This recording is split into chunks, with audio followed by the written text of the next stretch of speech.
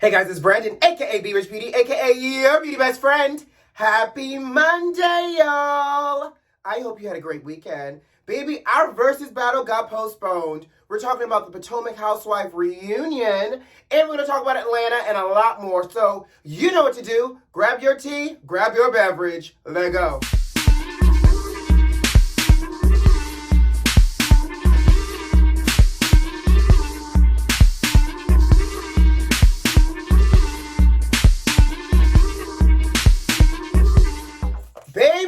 Baby. Guys, how was your weekend? Did you have a great one? I hope you did. I'm going to tell you something. I was looking forward to this Verzuz battle. Not only was I looking forward to this Verzuz battle, I was looking forward to this Verzuz battle because I wanted to talk about them today. That was going to be the highlight of our conversation for this Monday. I just knew that Ashanti was going to show up looking gorgeous, but giving us some kind of California vibe, and Keyshia Cole was going to represent Oakland and Atlanta, because she used to live in Atlanta, and was going to give us some very much millennial Mary J. Blige ghetto teas. I just knew all of this was going to happen. Then we got hit with it. 2 hours before they were supposed to go live, Ashanti tested positive for the RHOA.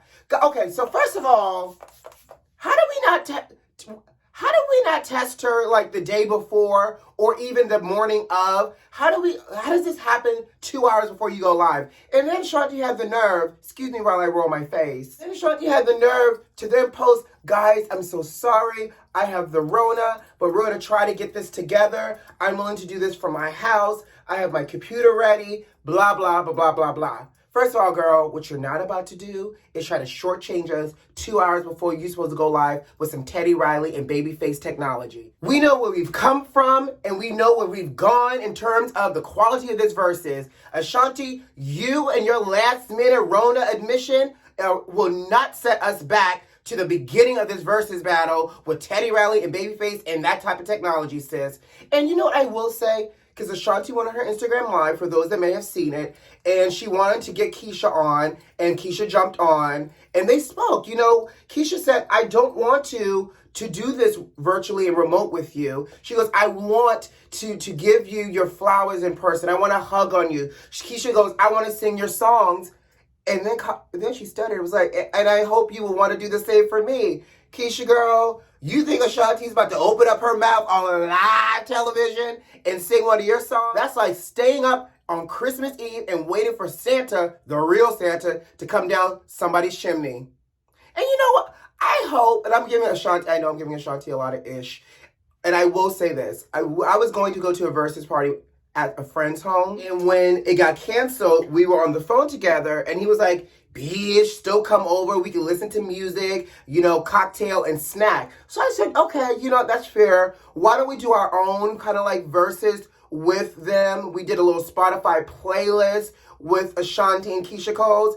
And I realized, from Ashanti, I knew a lot more songs than I realized I did, and some of them songs struck a nerve. Child, that took me back to my college days when I was young in the streets of Atlanta singing Baby, Baby, Baby, okay? So I truly am ready to hear what the catalog will look like for Ashanti, and I will tell you this.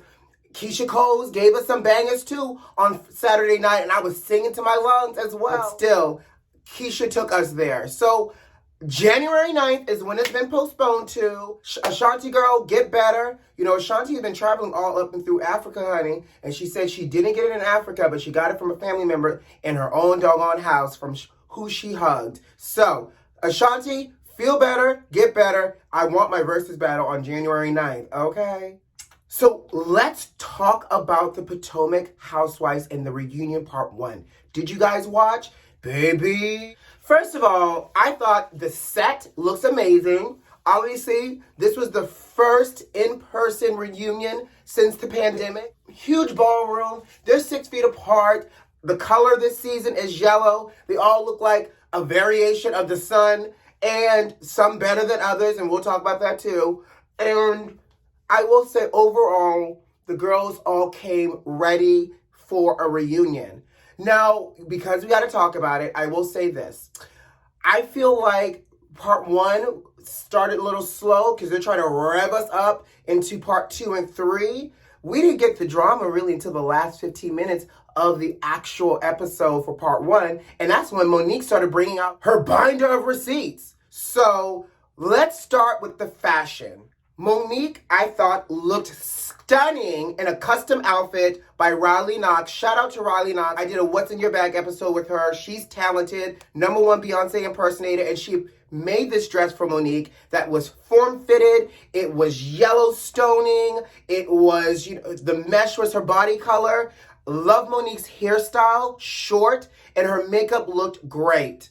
Dr. Wendy. First of all, Dr. Wendy showed up. Honey, that hair was laid.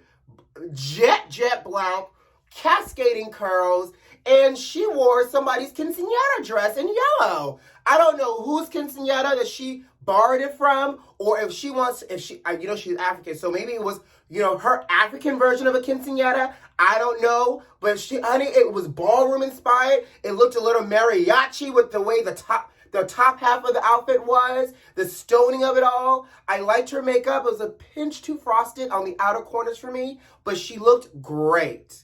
Let's talk about Ashley Darby. I know Ashley's pregnant, and so I'm giving her some, latitude for her outfit because obviously she's pregnant. But now that I've seen Eva Marcel be pregnant twice, I know that you can be pregnant and gorgeous. Don't get me wrong. Eva did it well. Candy did it well when she was pregnant. Portia did it well when she was pregnant. Like, all of it. Why does Ashley look like this?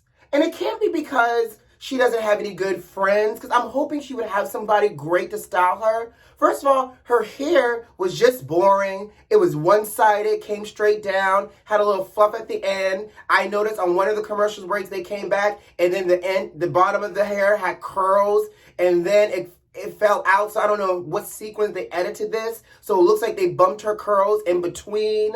She looked like a flying squirrel. It was some spandexy yellow outfit with a high split and a cape that was attached. Girl, I didn't know if she was about to be a superhero or if she was about to be a flying squirrel from one tree to the next. Ashley just always gives me very much just basic. Just basic. Let's talk about the grande dame herself, Miss Karen. I will say this. Karen's outfit was cute.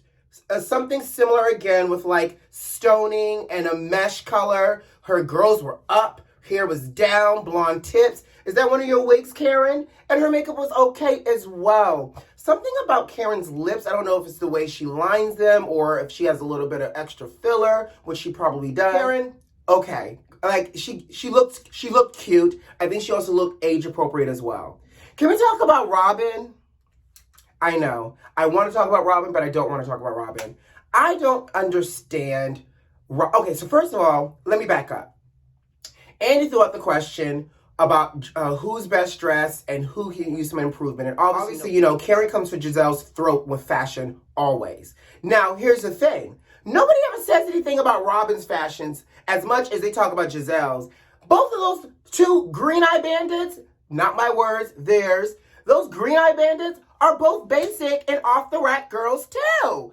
I don't understand Robin's hair. I feel like she took some kind of cheetah stencil and they spray painted it into her tightly pressed bob. I didn't understand the bland fashion. Robin outfit is a prime example of potato salad with raisins in it. It was bland. Like, to me, there was not one stone of embellishment, nothing except shiny fabric, crisscrossed in the front. I'm gonna tell you something. Giselle,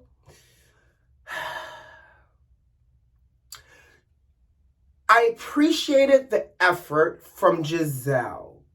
However, it looked a little arts and crafty.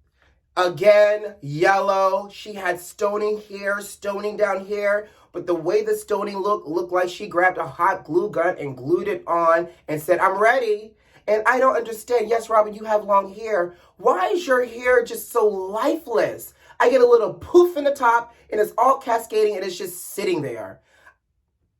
Her makeup was pretty. So obviously, I guess they're leading up into the drama and they're spacing it out for us for viewership. I get it. But baby, I thought the read came when, I got so excited. I forgot to even blend this out of my forehead. The read came when Candace, we forgot to talk about Candace. Baby, She gave me very coming to America type of royalty. Love the big bow. Love the bodying of the dress below. That ponytail. Now that is artwork, and that's how you wear a ponytail, Giselle Bryant. Anyways, so the shade came when they talked about Candace's remixing her song, and Candace threw some shade calling Ashley's vocals trash. Baby, I didn't even know Ashley even had a song. And the fact that she called Ashley's vocals trash, I just can't. All right, let's just jump into the good stuff. So, this book of receipts. I get it. Monique probably felt like she had to come with all the ammunition ready because of what she did this season with that fight. And I guess we probably won't even address this fight to probably the end of part 2 going into part 3. But this book of receipts, child, she pulled out a deposition of receipts for Jamal Bryant. She said that he was in Atlanta swinging his big D to everybody. Baby, and she called out his number on some screenshots of some text messages, and baby, poor Giselle's trying to hold her crack face together and not show her cards, but she had to admit that was Jamal's telephone number. Girl, sis, I would have played and been like, I don't know, listen, we have smartphones these days. I don't memorize anybody's number anymore. I would have pulled one of those, but Giselle had to come up, that was a slow yes. She was like, yes. Oh. So I can't wait to see what else is in this Mary Poppins book of receipts that Monique is about to pull out for the rest of these episodes, Monique. Monique, come through, sis, come through. By the way, I'm going to show a little artistry tip. Did y'all watch my makeup tutorial video that I posted on Sunday, 2 different eyes? I show you this tip in this video. If you didn't see the video, look at the video. But we'll finish this video and then go look at the video. So I love this tip. If I want a little bit more coverage, I'm really like loading my brush up with my foundation powder, taking, a good Fix Plus, and look how I'm buffing it in and gaining more coverage. Oh, I love this. It's powder. I'm getting coverage. I'm not looking so matte. I get a little luminosity. You're welcome, beauty besties. Try this tip.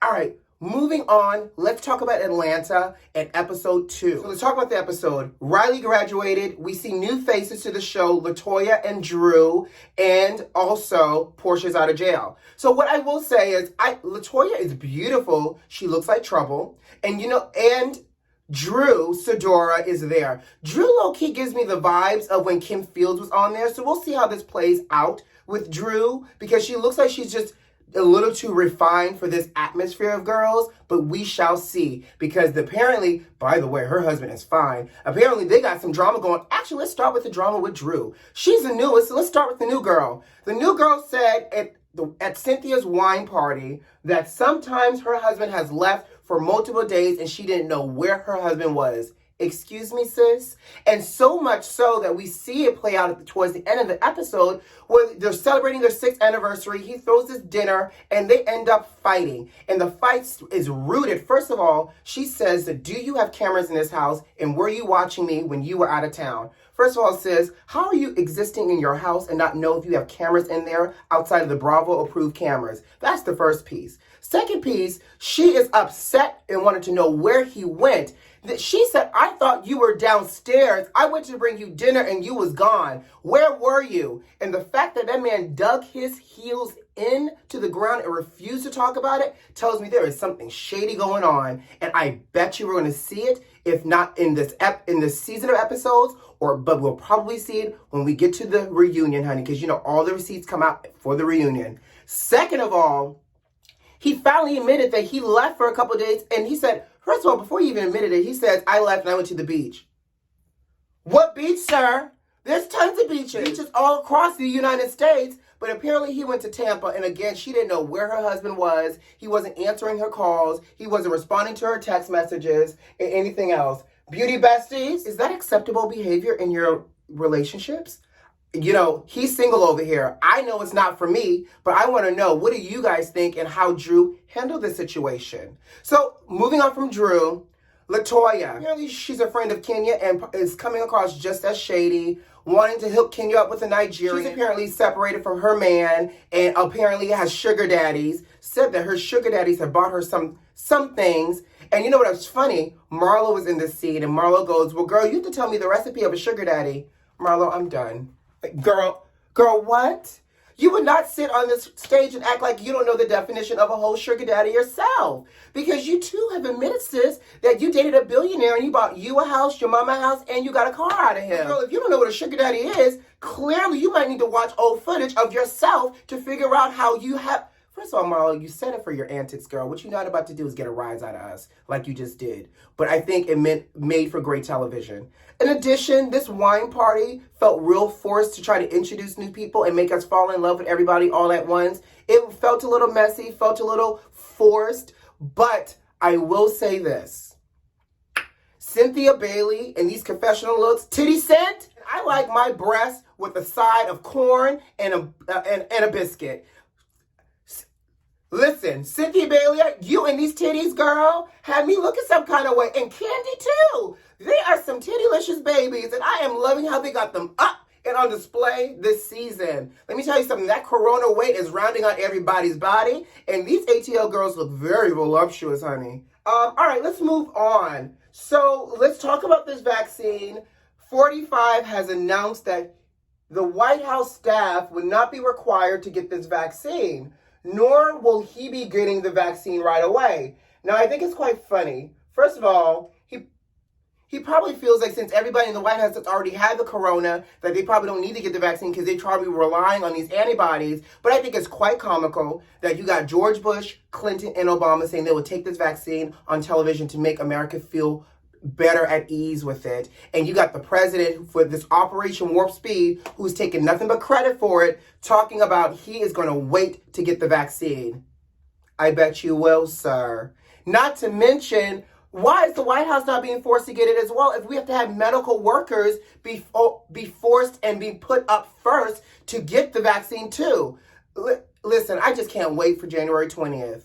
By the way, how many of y'all going to this inauguration? Little Bow Wow, or I guess it's just Bow Wow now since he's a whole grown man with children.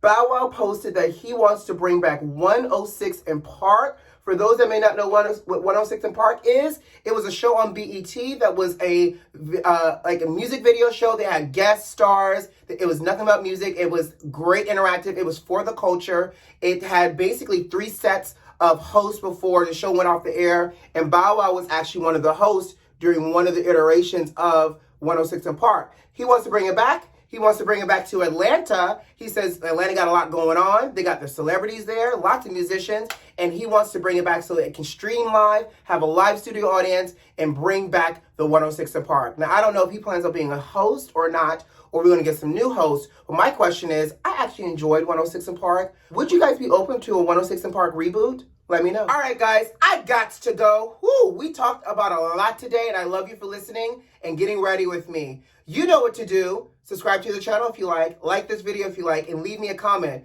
By the way, are those notifications turned on? I hope so. Don't miss out. Who loves you? I do. See you Wednesday. Bye.